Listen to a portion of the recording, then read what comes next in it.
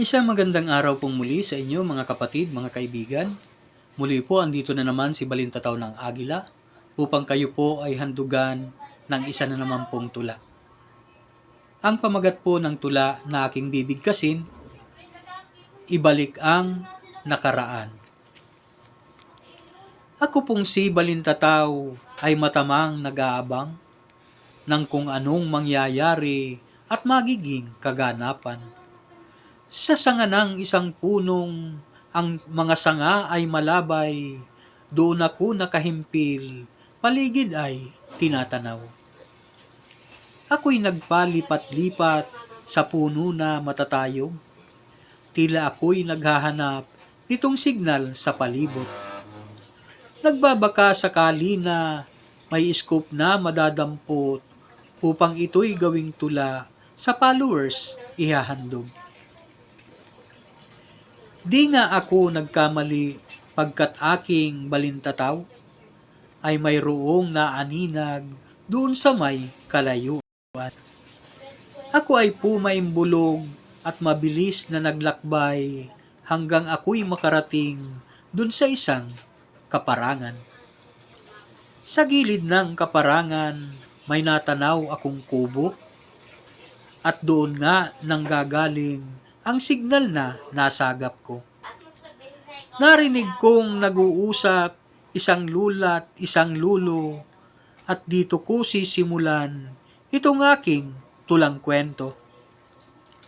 Si Luluwan ay mayroong sinabi kay Lula Iska.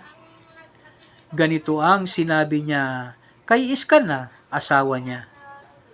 Parang ibig kong balikan ating mga alaala noong tayo ay bata pa, tayo pa lang ay magjowa. Kay sarap na gunitain ating mga nakaraan, madalas na tumatakas sa mahigpit na magulang. Lagi tayong nagkikita dun sa gilid ng batisan, alibay mo'y maglalaba habang ako'y naghihintay. Nais mo ba na balikan ating mga alaala? Ang sagot ni Lula Iska, tila nga yan ay maganda. Katulad ng dating gawi, doon tayo magkikita, doon sa dati na tagpuan, bukas iyan ng umaga. Nang matapos maghapunan, natulog na silang dalawa. Si Luluwan ay natulog, may ngiti pa sa labi niya. Madilim pa ng kaunti, si Luluwan bumangon na, kaagad na naghilamos at naglagay ng pumada. Nang magbukang liwayway na, si Luluwan ay nandun na, nakaupo sa ilalim, sa lilim ng punong mangga. Matyaga siya na naghintay pagdating ni Lula Iska.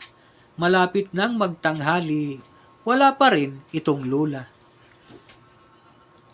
Ang tangkay ng orasan ay tumapat sa alauna. Si Luluwan ay gutom na at namumuti na ang mata. Nagpasya na umuwi, mukha ay di maipinta. Nadatnan si Lula Iska, nakahigat panay tawa.